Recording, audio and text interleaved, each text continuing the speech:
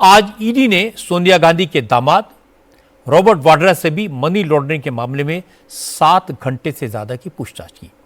Robert Vadra पर 2008 में कांग्रेस की सरकार के वक्त हरियाणा में किसानों की जमीन को सस्ते में खरीदकर सरकार की मदद से उस जमीन का लैंड यूज चेंज करवाकर उसे बिल्डर को कई गुनी कीमत पर बेचने का आरोप है। असल में सितंबर 2008 में रॉबर्ट वाड्रा की कंपनी स्काईलाइट हॉस्पिटैलिटी ने हरियाणा के शेखोपुर में 3.5 एकड़ जमीन 7.5 करोड़ में खरीदी थी। उस वक्त हरियाणा में भूपेंद्र हुड्डा की सरकार थी। आरोप यह है कि रॉबर्ट वाड्रा ने किसानों से खेती की जमीन खरीदकर उसका लैंड यूज चेंज करवाया। कमर्शियल लाइसेंस हासिल करने के बाद उस जमीन को रियल एस्टेट कंपनी डीएलएफ को 58 करोड़ रुपए में बेच दिया। 2018 में गांव के रहने वाले सुरेंद्र शर्मा की शिकायत पर वाड्रा के खिलाफ यह केस दर्ज किया गया था।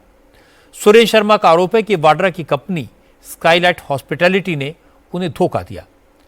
इस मामले में हरियाणा के former chief minister Bhupendra Singh Hooda भी आरोपी हैं और इसी केस में आज रॉबर्ट वाड्रा से ईडी ने लंबी पूछताछ की और उन्हें कल फिर से पूछताछ के लिए बुलाया गया है। आज ईडी दफ्तर से निकलने के बाद रॉबर्ट वाड्रा ने कहा इस मामले के सारे डॉक्यूमेंट्स वो ईडी के सामने पेश कर चुके हैं। बदले की भावना से ये एजेंसीज कार्रवाई कर रही हैं। The case that they're asking me about is a 20-year-old case. जिस केस के लिए मुझे बुलाया गया था वो 20 साल पुराना है। ये राजनीति बदले की भावना से प्रेरित है। हम जब भी कोई ट्रांजैक्शन करते हैं तो उसमें नियम कानून का पूरा पालन करते हैं। वो मुझसे जो चाहे पूछ सकते हैं। मैंने सारे जवाब दिए हैं, सारे दस्तावेज उन्हें दिए हैं।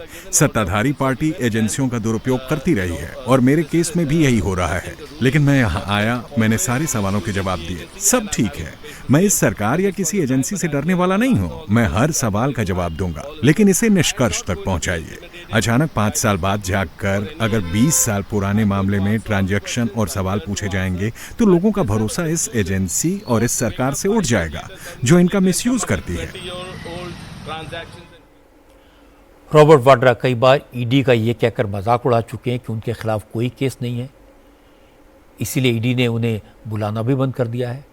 अब ईडी ने उनकी ये इच्छा पूरी कर दी। अब उन्हें सफाई देनी पड़ेगी कि जो प्रॉपर्टी उन्होंने 7.5 करोड़ में खरीदी उसे 58 करोड़ में कैसे बेचा, इसका हिसाब क्या है।